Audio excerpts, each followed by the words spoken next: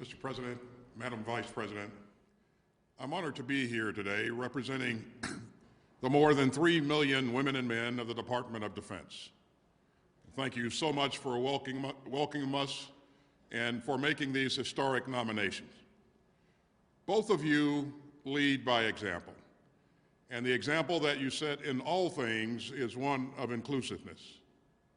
You know that the diversity of our nation makes us stronger, and that diversity in our military ranks makes us better at defending the American people. Just as critically, you know that leadership doesn't come conveniently packaged.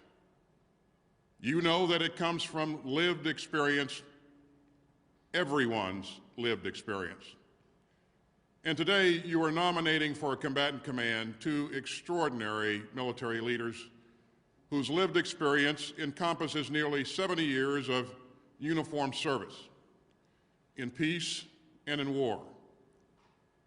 They have known sacrifice, they have known loss, and they have known victory. They have flown and fought for this country across the continents from the waning days of the Cold War right up to the modern days of wars that we still wage. General Richardson and her husband Jim deployed to war together in 2003 as helicopter battalion commanders flying dangerous missions over Iraq. And also Laura's brother and sister were serving there too, making national security something of a family business. General Van Ovost was a pioneer in the development of the rugged C-17 cargo plane, conducting dirt takeoff and landings and airdrops in this mammoth aircraft as one of its very first test pilots. In becoming a test pilot, she also achieved her dream of flying fighter aircraft, even though women were still barred from flying in combat. And undeterred, she would later fly the KC-135 tanker in combat over the skies of Iraq and Afghanistan, refueling numerous aircraft in support of the joint force. Each in their own way has been a trailblazer, even if that wasn't the goal. And each in their own way, like you, Mr. President and Madam Vice President, has led by example, and they still do. As General Van Ovost so eloquently put it not long ago, it's important to have firsts and onlys. Today, Mr. President, your nominations ensure that all Americans, women and men alike, will see these two special people continue to lead at the highest levels. And they will see them continue to defend this nation. And they will see, as you like to say, sir, the power of their example. And now, it's my great pleasure to introduce another great leader, the Vice President of the United States, Kamala Harris.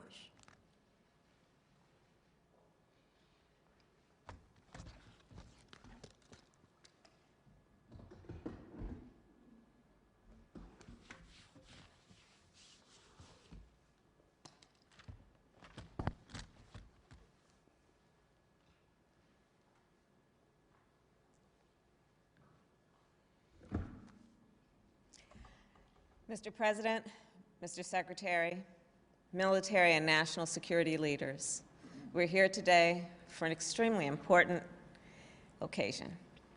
At this moment, we face global threats to our climate and our health, to our physical security and cybersecurity. Our capacity to meet this moment is determined both by our diplomatic strength and by our ability to build a strong, smart, and sustainable military force. A force that recruits the most talented. A force that retains the most capable. A force that advances the best of the best. General Jacqueline Van Ovost and Lieutenant General Laura Richardson are some of the best, and in fact, I would say the best of the best. General Van Ovost graduated from the United States Air Force Academy in 1988. Since then, she has logged more than 4,200 hours in the air, and she serves today as commander of the Air Mobility Command. Lieutenant General Richardson was commissioned into the United States Army Aviation Branch in 1986. She has flown Black Hawks and commanded battalions. And today she serves as commanding general of the United States Army North. General Van Ovost and Lieutenant General Richardson have been tested under the most difficult circumstances, and they are proven leaders. The President and I have full confidence in them to address the complex threats we face, to help lead our troops, and to keep our nation safe. As it is International Women's Day, I should also mention that General Van Ovost and Lieutenant General Richardson are but two of the many, many women who have defended our nation throughout our history. During the American Revolution, women rode horseback through enemy territory to transport sensitive military information. During the Civil War, women disguised themselves as men and fought for the Union Army. In World War II, women served as spars, as whacks, as waves, and wasps. And today, women military members are stationed around the world. I say this to remind us, while it has only been 5 years since all combat jobs have opened to women, women have been in the line of fire, risking their lives to protect our nation long before that. Today, we know women make up 16% of our active duty military and 19% of our enlisted officers. We also know that women want to serve and that our military is stronger when they do. Look no further than General Van Ovost and Lieutenant General Richardson for proof. Recruiting more women to our military, adjusting policies to retain more women, enforcing policies to protect women and ensure they are heard, and advancing more women on fair and equal footing will, without any question, make our nation safer. And that's the work ahead. So for now, let me congratulate General Van Ovost and Lieutenant General Richardson. And with that, it is my great honor to introduce our Commander-in-Chief, President Joe Biden.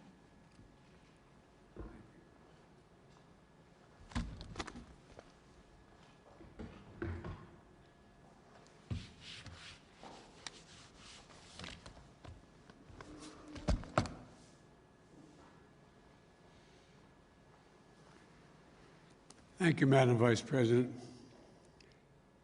And thank you, Mr. Secretary. On Friday, I submitted to the Senate for confirmation my first slate of nominations for four-star command positions in our armed forces. Among them, two outstanding and eminently qualified warriors and patriots, General Jacqueline Van Ovost, and United States Air Force, is currently the only female four-star officer serving in our military. I nominated her as Commander of United States Transportation Command, and when confirmed, the Lieutenant General Laura Richardson of the United States Army will be promoted to the rank and join General Van Ovost as the only another four-star general. I nominated her as Commander of the United States Southern Command, and when confirmed, they will become the second and third women in the history of the United States Armed Forces to lead combatant commands. Each of these women have led careers demonstrating incomparable skill, integrity, and duty to country. And at every step, they've also helped push open the doors of opportunity to women in our military, blazing the trail a little wider, a little brighter, for all proud women following in their path and looking to their example. And I wanted to shine the light on these accomplishments for those women today, because General Van Ovost is reiterated in an interview this last week, and I'm the second person to say this. It's hard to be what you can't see. It's hard to be what you can't see, but you'll soon see. Today is International Women's Day, and we all need to see and to recognize the barrier-breaking accomplishments of these women. We need the young women just beginning their careers in the military service to see it and know that no door will be closed to them. We need women and men throughout the ranks to see and celebrate women's accomplishments and leadership in the services. We need little girls and boys, both, who have grown up dreaming of serving for their country to know this is what generals in the United States Armed Forces look like. This is what vice presidents of the United States look like. So I'd like to spend just a few minutes today making sure that America knows who General Van Ovost is and Lieutenant General Richardson is. They're aviators. Both learned to fly planes before they were old enough to drive a car. General Van Ovost, is a first-generation American, the daughter of Dutch immigrants who owned a flying operation. She loved the freedom of flight, and as a teenager, flew herself to see Sally Ride lift off as the first woman in space. 16 years old, goes down to see Sally Ride. She said she was at several thousand feet watching from a distance. You know, women were banned from flying combat missions when the general joined the force. So she focused on becoming a test pilot. And instead of learning to fly just one plane, she learned to fly everything, including Air Force Two when I was vice president. General Van Ovost currently oversees Air Mobility Command, approximately 107,000 airmen, and 1,100 planes that enable America's air power and humanitarian assistance to go everywhere in the world it need be. From flying water to Texas after the recent storms to ensuring our wounded warriors are evacuated for medical care from anywhere in the world, she gets it done. Lieutenant General Richardson's parents were proud patriots and must have rubbed off because Lieutenant General Richardson and her brother and sister all joined the Army.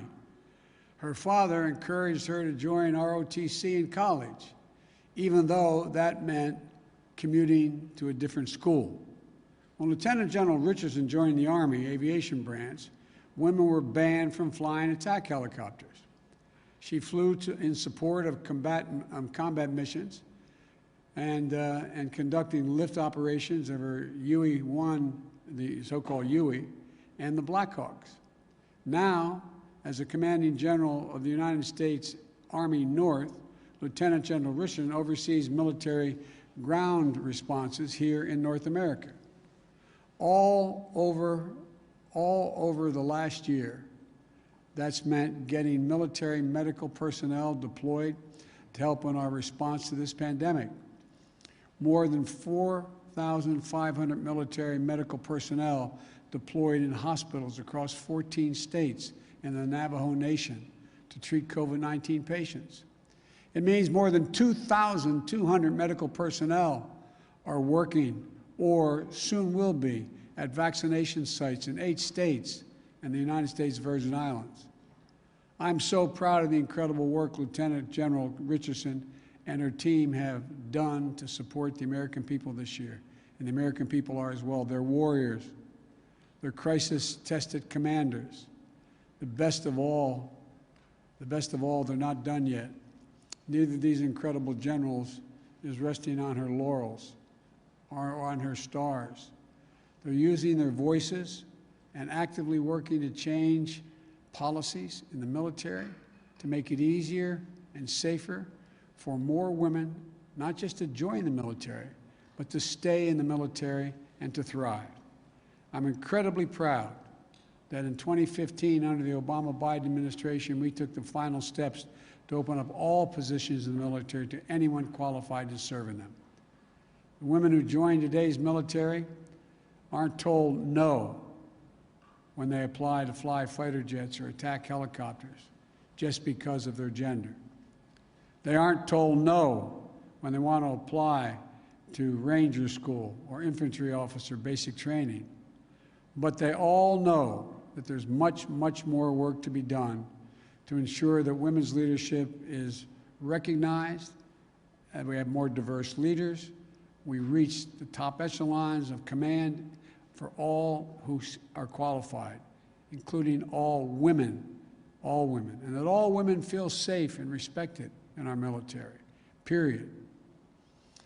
You know, some of it's relatively straightforward work, where we're making good progress designing body armor that fits women properly, tailoring combat uniforms for women, creating maternity flight suits, and updating requirements for their hairstyles. And some of it is going to take an intensity of purpose and mission to really change the culture and habits that cause women to leave the military. That women are making sure more diverse candidates are being considered for career advancing opportunities at every single level. That women aren't penalized in their careers for having children. That women aren't just token members, but integral parts throughout all branches and all divisions. And that they can completely, fairly engage in promotion, compete all across the board, including on age and gender neutrality and physical fitness tests. You know, that both members of the military couples can thrive while serving, like Lieutenant General Richardson and her husband, Lieutenant General Richardson, who I might add, I want to thank him for getting me off a mountain that was about 12 to 14,000 feet up on a goat path when our helicopter went down in a snowstorm. It's good to see you, General. The ride down that mountain was more perilous in the truck than it was in the helicopter, but thank you. And we have to take on sexual assault and harassment and violence against women in the military. Sexual assault is abhorrent and wrong at any time. And in our military, so much of unit cohesion is built on trusting your fellow service members to have your back. There's nothing less than a threat to our national security. I know Secretary Austin takes this as seriously as Vice President Harris and I do. That's why this first memo as Secretary was a directive to take on sexual assault in the military, and why he stepped up independent review. He set up an independent review commission on sexual assault to make concrete recommendations for changes. This is going to be an all-hands-on-deck effort under my administration to end the scourge of sexual assault in the military. And we're going to be focused on that from the very top. I know that we can do it. The U.S. military has defeated American enemies on land and air and at sea, and this is not beyond us. I want to thank General Von Ovost and Lieutenant General Richardson for their exemplary careers in service to our country. Your America's patriotism at its finest, undaunted and absolutely able to do anything by any obstacle, determined to open wide the doors of opportunity, and ready for the next challenge. It's my great honor to serve as your Commander-in-Chief, and I look forward to hearing your active duty and recommendations of how we can work together to keep the American people safe, meet every challenge in the 21st century. So I want to thank you both, and I want to thank the former general. I keep calling him general, but the guy who runs that outfit over there. I want to make sure we thank the Secretary for all he's done to try to implement what we've just talked about, and for recommending these two women for promotion. Thank you all. May God bless you all, and may God protect our troops.